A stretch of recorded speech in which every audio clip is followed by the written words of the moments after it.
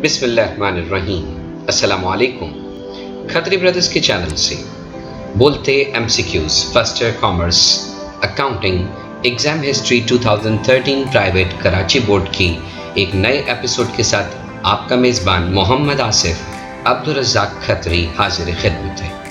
Exam history 2013 private को attempt करने से पहले आपके पास पेपर और पेन होना चाहिए। अपने आंसर्स लिखिए और देखिए कि आपके इन 20 MCQs में से कितने दुरुस्त हुए। आखिर में अपने कमेंट में ज़रूर हमें बताइए ताकि आपके कितने MCQs दुरुस्त हुए हमें ज़रूर पता चले। शेयर कीजिए अपने दोस्तों के साथ और ऐसे सीरीज़ ऑफ एपिसोड्स आपके पास खत्री ब्रदर्स के चैनल पर प्लेलिस्ट में आपको मिलेंगे जो आपको मुकम्मल तैयारी चैप्टर वाइज और एग्ज़ाम हिस्ट्री वाइज करवाती जाएगी। तो ये एक बेहतरीन चैनल है, बेहतरीन प्लेटफॉर्म है आपकी अकाउंटिंग एग्ज़ाम हिस्ट्री की प्रिपरेशन के लिए। तो let us start exam history 2013 private. In balance sheet ending inventory is shown as. Balance sheet में एंडिंग इन्वेंट्री को कहाँ जाहिर करते हैं? लाइबिलिटीज़ में, एसेट्स में, इनकम में या कैपिटल में? तो एंडिंग इन्वेंट्री एक एसेट होता है, करंट एसेट होता है, तो बैलेंस शीट में एसेट साइड पर जाएगा। B is the right answer. Net profit is always, net profit को हमेशा net profit equal to gross profit होता है, more than gross profit होता है, less than gross profit या इनमें से कोई नहीं।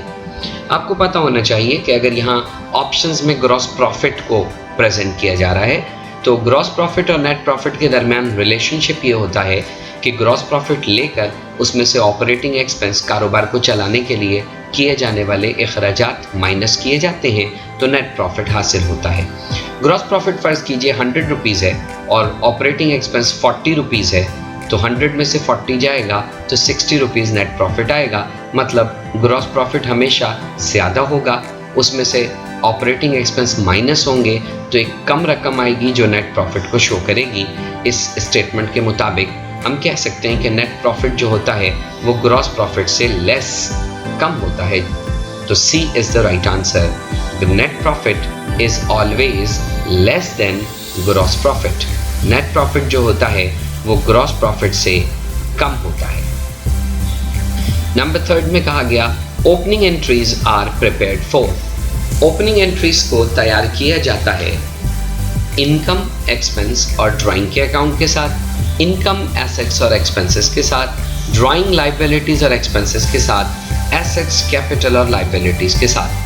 तो हमें पता होना चाहिए कि क्लोजिंग एंट्रीज में हम एक्सपेंस और इनकम को क्लोज कर देते हैं। अब आपके पास बचते ही एसेट्स हैं, लाइबिलिटीज़ हैं और कैपिटल बचते हैं। इनकी मदद से आप एक एंट्री ओपनिंग की बना देते हैं जिसमें आप तमाम एसेट्स को 1 बाय 1 डेबिट करते हैं, लाइबिलिटीज़ को क्रेडिट करते हैं और फिर कैपिटल को क्रेडिट किया जाता है। इस तरह आपकी ओपनिंग एंट्री बनती है। तो ओपनिंग एंट्रीज प्रिपेयर किया जाता है डी ऑप्शन यानी एसेट्स, कैपिटल और लाइबिलिटीज़ की मदद से।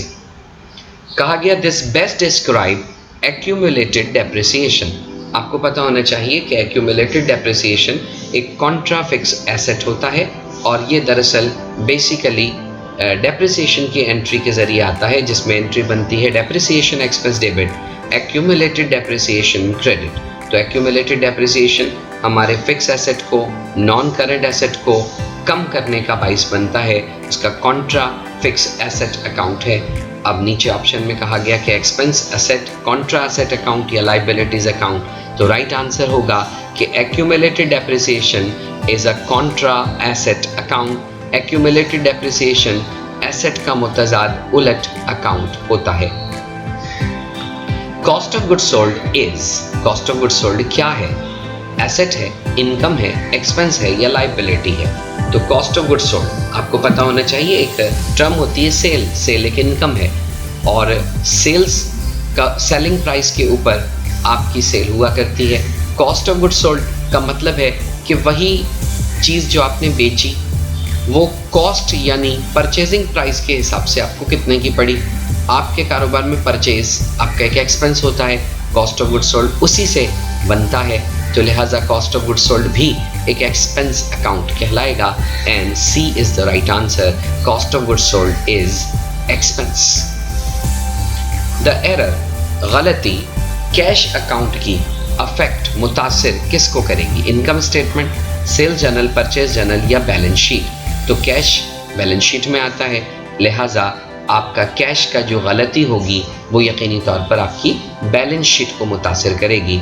तो balance sheet is the right answer. Accrued income is shown in, accrued income को कहाँ जाहिर करते हैं? एक्रूड, आउटस्टैंडिंग या ड्यू नाम का जो लफ्ज़ है ये अगर इनकम के साथ हो तो ये वाजिबुल वसूल के मीनिंग देता है। Means accrued income is equal to receivable income and all receivable are assets. तो लिहाजा एक्रूड इनकम एक एसेट होगा, और एसेट कहाँ शो होगा? कहा गया income statement, balance sheet, cash book, या दोनों इनकम स्टेटमेंट और बैलेंस शीट में?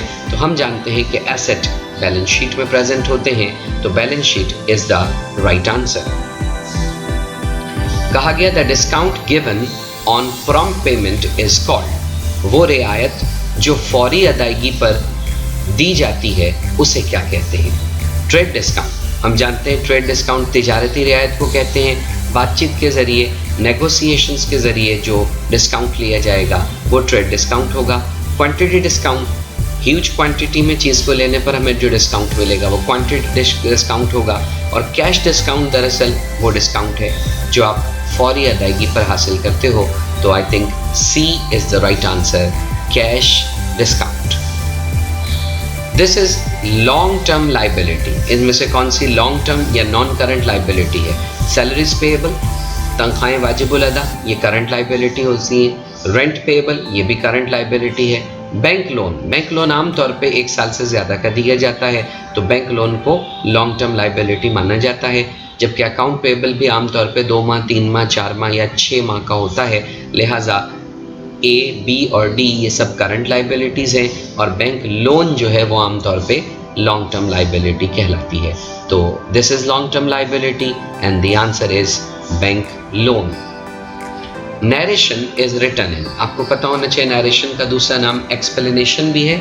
जनरल में हम जब डेबिट अकाउंट और क्रेडिट अकाउंट लिख देते हैं तो उसके नीचे एक आम अंग्रेजी का जुमला लिख दिया जाता है जिसे हम नरेशन या एक्सप्लेनेशन कहते हैं, जो एक आम शख्स को, एक जनरल रीडर को ये समझा सके कि ऊपर वाक़या क्या रिकॉर्ड हुआ है, उसे नरेशन कहा जाता है। और ये नरेशन जनरल की एंट्री के बाद लिखा जाता है।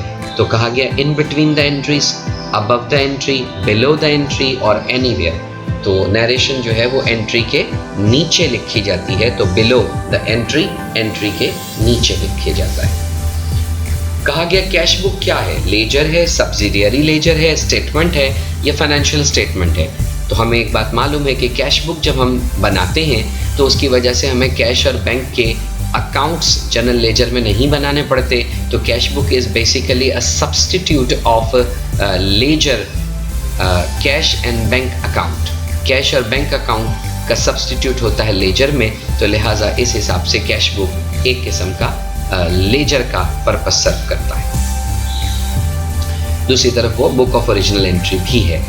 फिर कहा गया डिसऑनर चेक कस्टमर्स के रिकॉर्ड कहाँ होते हैं?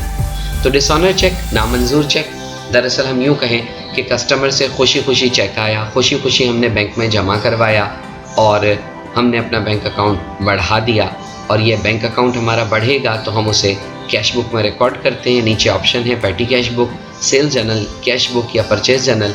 तो जो डिसऑनर चेक हैं इसका पैसा आता है तब भी वो कैश बुक में रिकॉर्ड होते हैं, और जब ये डिसऑनर हो जाएंगे और वो पैसा हमारा ना जमा हो सका तो हम उस वक्त पैसा जाते हुए भी कैश बुक से ही दिखाते हैं, कैश बुक से ही अपना बैंक अकाउंट जाते हुए दिखा देते हैं कि वो पैसा जो पहले हमने आता हुआ दिखाया था वो जमा ना हो सका, और अब हम उसे पेमेंट साइट पर कैश बुक के जाते हुए दिखा देंगे और अकाउंट रिसीवेबल को दोबारा आते हुए दिखा देंगे। इसका मतलब है डिसऑनर चेक कस्टमर का रिकॉर्ड हुआ करता है कैश बुक में। NSF स्टैंड फॉर, NSF ऐसा चेक जो इसलिए डिसऑनर हो जाता है कि फ़ंड, पैसा मुनासिब तादाद में मौजूद नहीं है। तो NSF किसका मुखफ़फ़ है? National studies federation, new study federation, net sufficient fund या नॉन सफिशेंट फ़ंड? तो आंसर होगा D, non sufficient fund. Fund यानी पैसा काफ़ी मकदार में मौजूद नहीं है। Such entry is called contra entry that is entered in cash book. ऐसी एंट्री को कॉन्ट्रा एंट्री कहते हैं जो कैश बुक में कहाँ आती है, रिसिट साइड पर, पेमेंट साइड पर, बोथ साइड पर या नन ऑफ दीज। तो हम कैश बुक में जानते हैं कि एक ऐसा वाकया जिसमें एक तरफ से पैसा जाए और दूसरी तरफ पैसा आए, यानी एक वाकया जो रिसिट साइड पर भी रिकॉर्ड हो और पेमेंट साइड पर भी रिकॉर्ड हो, तो उसे रिकॉर्ड करने के बाद पोस्टिंग रेफरेंस में लफ्ज़ सी लिख दिया जाता है। सी स्टैंड फॉर कॉन्ट्रा, ये एक दूसरे का कॉन्ट्रा मुतजाद उलट वाकयात हैं। तो ऐसी entry both side of cash book आती है।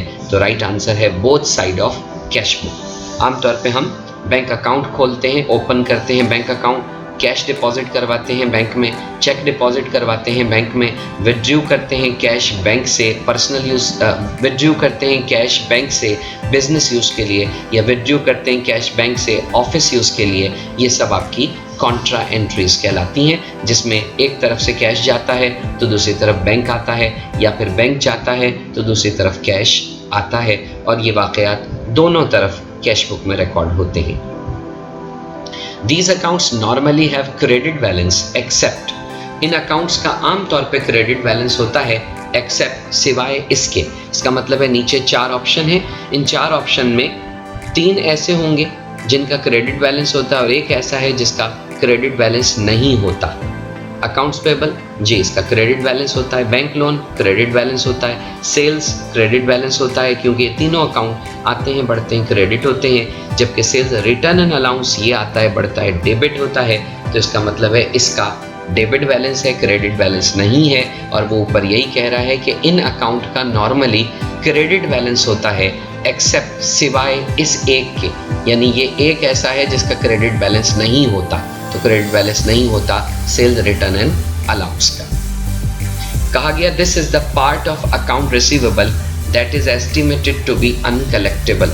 ये अकाउंट रिसीवेबल का हिस्सा होता है जिसका अंदाज़ा किया जाता है कि ये अनकलेक्टेबल होगा, ये नाकाबिले वसूल होगा, वसूल नहीं हो पाएगा। Bad debts, depreciation, unsold inventory या क्रेडिट सेल। और आंसर होगा बैड डेट्स, यानी ऐसा अकाउंट रिसीवेबल का हिस्सा जो बैड हो गया, बुरा हो गया, कर्जा बुरा हो गया है और ये अब वसूल होने के इम्कानात नहीं है।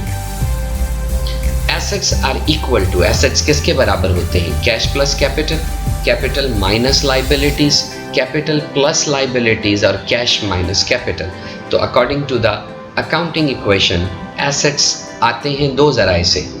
कैपिटल यानी मालिक ने जो पैसा लगाया वो एसेट की शक्ल में बिजनेस में आ जाता है, या लाइबिलिटीज़ कर्ज़ों के शक्ल में हम एसेट कारोबार में लाते हैं। तो एसेट कैपिटल और लाइबिलिटीज से मिलकर बनते हैं। Asset are equal to capital plus liabilities. The total liabilities of a business are 50,000। कुल कर्जे कारोबार के 50,000 रुपीज़ के हैं, विच इज़ जो हैं 2/3 ऑफ द टोटल एसेट्स। जो टोटल एसेट्स का 2/3 है, तो टोटल एसेट्स क्या होंगे?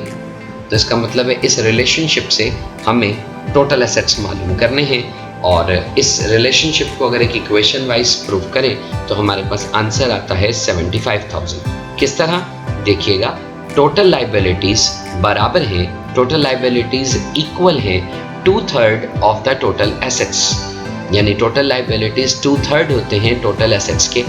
टोटल लाइबिलिटीज़ उसने बताई हैं हमें, और वो बताई हैं 50,000 रुपीज़। तो टोटल लाइबिलिटीज़ 50,000 है, 2/3 ऑफ का मतलब मल्टीप्लाई में कन्वर्ट हो जाएगा टोटल एसेट्स। अब 2/3 इज इक्वल टू के इस तरफ है, इज इक्वल टू के दूसरी तरफ जाएगा तो 3/2 में कन्वर्ट हो जाएगा। 50,000 मल्टीप्लाई 3, 150, 150 को 2 से डिवाइड करें तो टोटल एसेट्स 75,000 रुपीज़ आ जाएंगे, यानी 75,000 is the right answer. Bank overdraft means the business, bank overdraft का मतलब होता है कि बिजनेस में ये वेस्टिंग मनी है, is having more receipt than payment, यानी हमारे पास वसूलियाँ ज़्यादा हैं अदायगी के मुकाबले में। Has bought too many goods, बहुत सारा माल खरीद लिया गया है। Has paid more out of its bank account than it has put in, यानी हमने ज़्यादा रकम बैंक से अदा कर दी गई है, निकलवा ली गई है दाखिल करने के मुकाबले में। तो बैंक ओवरड्राफ्ट यही होता है कि हमने पैसे बैंक से निकलवा ज़्यादा लिए हैं जमा करवाने के मुकाबले में। तो बैंक ओवरड्राफ्ट का राइट आंसर डी होगा कि he has paid more out of its bank account than put in. Next कहा गया इंटरेस्ट अर्न, सूद कमाया गया बट नॉट येट रिसीव, लेकिन वो अभी तक वसूल नहीं हुआ, उसे क्या कहेंगे? सूद कमा लिया लेकिन अभी तक वसूल नहीं हुआ, तो इसका मतलब है ये रिसीवेबल इंटरेस्ट होगा। और receivable interest accrued income, unearned income, other income या नन ऑफ दीज, तो ये रिसीवेबल इनकम एक्रूड इनकम होता है, काबिल वसूल आमदनी, यानी ए पार्ट सही है कि इंटरेस्ट कमा लिया वसूल नहीं हुआ, तो वो रिसीवेबल इनकम या एक्रूड इनकम है, करंट एसेट है। ये आपके MCQs 2013 प्राइवेट के हुए। अपने दोस्तों को ज़रूर शेयर कीजिए, चैनल को सब्सक्राइब कीजिए, अपने कमेंट्स और लाइक दीजिए। मिलते हैं अगले एपिसोड में। आपका मेज़बान आसिफ खत्री आपसे चाहता है अल्लाह हाफिज़।